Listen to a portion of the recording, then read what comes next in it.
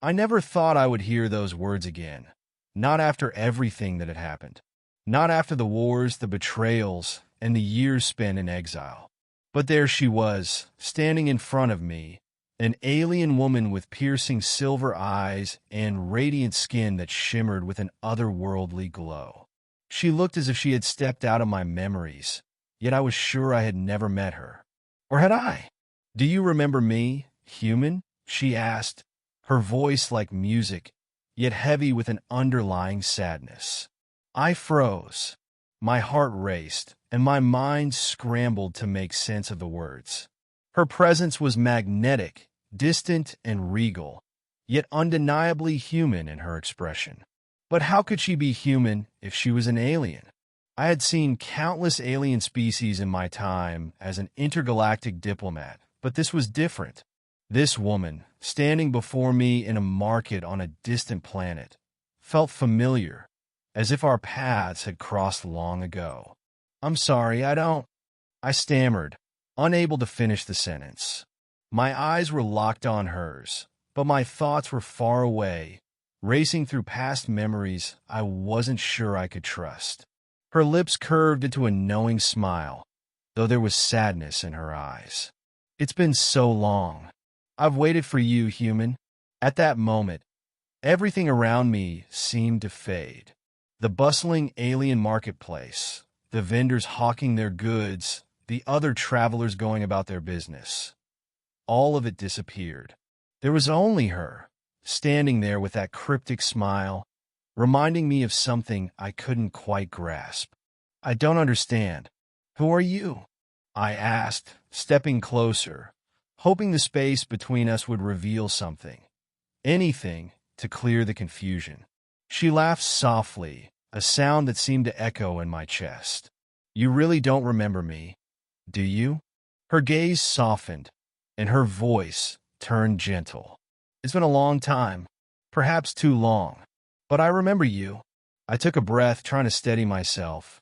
There was something in her face, something familiar in her features. Her eyes were like nothing I had ever seen, silver, but with an unnatural depth to them. A depth that spoke of memories and places long forgotten, of histories that stretched beyond the stars. And then it hit me. It was a memory I hadn't allowed myself to acknowledge, buried deep under layers of grief and pain. My mind raced back to a time before the wars, a time when I had been part of a larger mission, an interspecies alliance working to bring peace across the galaxy. She wasn't just any alien. She was part of that mission. Part of a race known as the Corithians, a species once thought to be a myth. I had met her years ago, when I was still a young diplomat, fresh out of the academy and eager to prove myself. I had been assigned to negotiate with the Corithian people, an ancient race with technology far beyond our own. They had been secretive, withdrawn, and incredibly powerful. Their leaders had insisted on keeping their species isolated from the galaxy, unwilling to engage in diplomacy. But there had been whispers that they had an interest in peace, and I was chosen to meet with them. I'd met her then, or at least I thought I had. She was an ambassador, one of the few Corithians who had interacted with other species. I remembered her elegance, her wisdom, and the way she looked at the universe with such intensity, as if she could see beyond the stars. But I never thought I would see her again after that mission. I looked back at her, feeling both awe and confusion. "It's you," I whispered, the realization hitting me like a thunderclap. "You're the Corithian ambassador.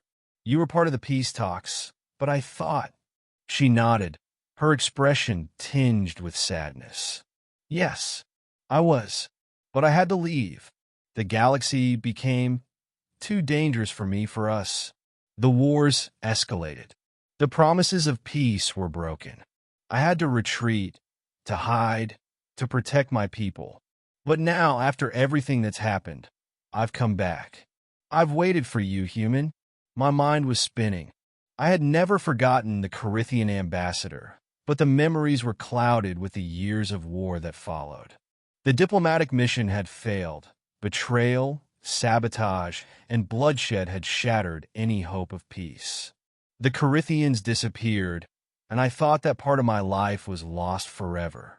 And now, here she was, standing in front of me, as if nothing had changed. "I don't understand," I said, my voice shaky. "Why have you waited for me? After everything that happened?" The alien woman's eyes softened with sorrow. "Because, human, you were the only one who believed. You were the only one who didn't see us as enemies. You were the one who saw the possibility for peace. And I could never forget that." My heart pounded.